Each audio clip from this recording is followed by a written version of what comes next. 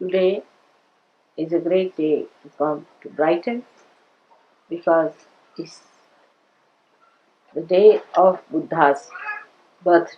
Today is Buddha's birthday, Lord Buddha's birthday. You all have heard about his birth and that his mother dreamt of an elephant, a large white elephant, before the birth of Buddha. And then it was predicted that a child will be born in your family who will be either a great saint or a very great king, as in Sanskrit called Chakravarti, means the one who is the ruler of the whole world. So the father got worried and he thought he must get the son involved into the family life, into material life, and give him all the pleasures of life. So he built a very special place for him, beautiful palace to live in, and where he got married to a girl called Yashodhara, was a very, very beautiful woman, gave him all the pleasures of life, everything that he could do to entice this boy away from asceticism. Also, you know the story of his going one day on the road, how he found three types of people, and how he felt that why a person should become old, why should a person suffer in life, and why should people die. So, all these three things put an inquiry into himself, and he started trying to understand why these things happen to human beings. With this, the inquiry started. So, uh, he reached a point where he could not bear any more the comforts and the all the attachments that were entangled around him by his father. He had a son whose name was Rahul, and he left the son and the wife in the search of the truth. Now, he started from a wrong end, I should say, for the search of the truth because he wanted to know why there are miseries in the human beings. And so he started from collective towards the set. When we see miseries all around us, many people have seen, they say, what about others? Will everybody get realization? Will everybody will have this? You see, this comes from the wrong end, I feel, because first of all we must know, are we alright? Have we are we perfect? Are we full of joy? Have we received the absolute knowledge? If you start from this point, it's always better. Because he started from the wrong point, searching it from the collective, to remove the miseries of the people, he had to go in a very roundabout. So he read all the books and Vedas, and this he went to big pundits, to all the great knowledgeable people, to meet them, to ask them the answer why there are these three things. That is, the roga is the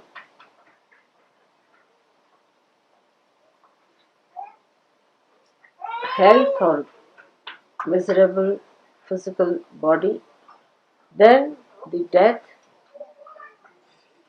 and the old age. Went and asked so many people, and they said, you have to die because you are born.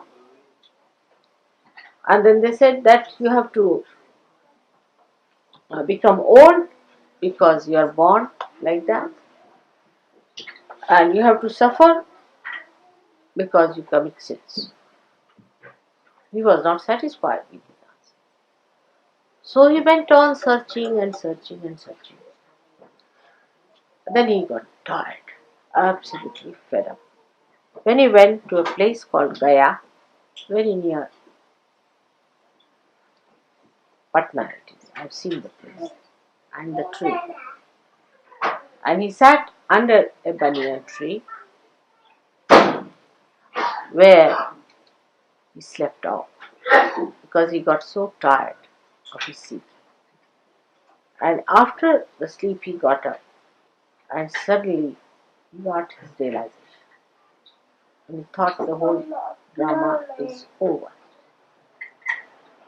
Now his mother herself was Adi Shakti, gave him the birth, and she died just after the birth of the child.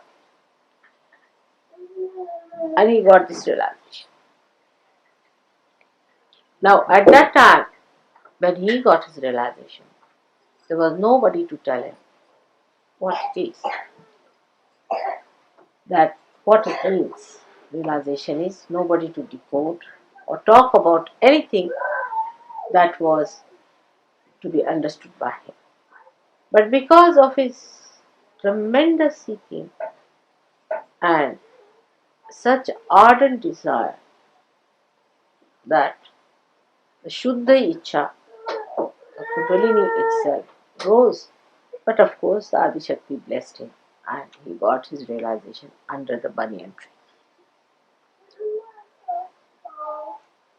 Now, any incarnation which came on this earth had to samayachar, according to the time, the need of the time had to act. Firstly.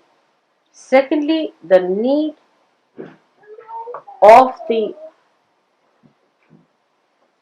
incarnation to come on this earth was first created in the human being. So, supposing at a time when there was too much of ritualism, Brahmanism, or priesthood, and people were trying to take everything onto those artificial rituals and all that, an incarnation had to come on this earth to correct those ideas. Like Krishna came at a time when he said, this is all Leela, puja and everything he cancelled. Nothing to it, no puja, nothing. You just have ras, enjoy yourself. It's all a joke going on. See? So he brought that concept at that time in the awareness of people that the whole world is a Leela, is a play of God's own whims. So you just enjoy it. And that's how he created this wonderful festival of Holi, which we had in Delhi. I don't know. Any one of you who was there for the Holi? No. You were there? 2 years. No, but this time you were not there. You might get the pictures of that. So in the same way, when Buddha came in, first problem was that he thought that it's better not to talk about God. Because in his search, everybody told him the answer was, oh, it's God who does it. He punishes you. It's God who gives you this old age. It's God who does it. But what is this God after all? Why does he do it? He said, you better ask the God. Where is the God? So everybody put every blame on God as usual. Even that's done today. Nothing new. And nothing unusual, I should say. So this must be done by God. If you cut your throat, God put my knife in my hand and he cut my throat. So you see, he thought better not talk of God. Because everybody is going towards God. Then the people whom he met, they said, now I have become God. He said, how? He said, I am God. Or what? Why? Because he could mesmerize people. He said, I have become God. Just imagine. So he thought that is very dangerous to talk of God, because people take God in the hand and use it for their own purpose. Always say, oh, this is what the God has to do, and it's God has done it, and I'm in connection with God, and I'll tell God.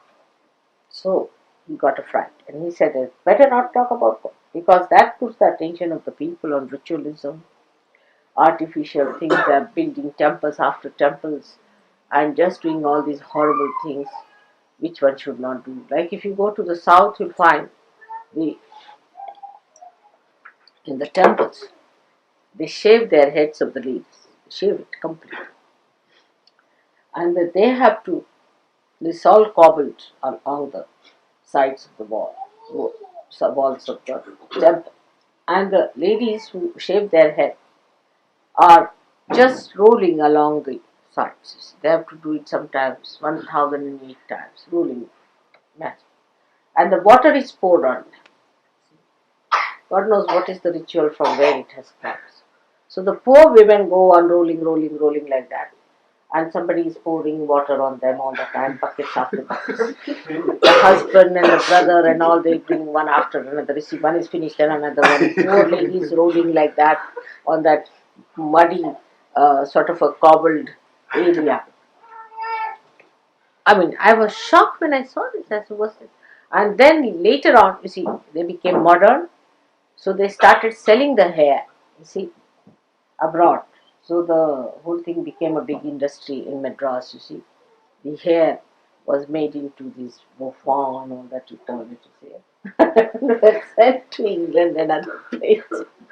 So it's, I mean, in the name of God, ridiculous things were done. Ridiculous things were done. So he just thought, better not talk about God. The first step is self-realization. He was a great Sir Yogi, I must say. Because he said, nothing doing, don't talk about God or anything. First, you get your realization. That was the first condition. Establish it. Unless and until you have established your realization, nothing doing. So he just started his own method of propagating Buddha's knowledge, or you can Buddhism as they call it. Of course, it became Ism later on.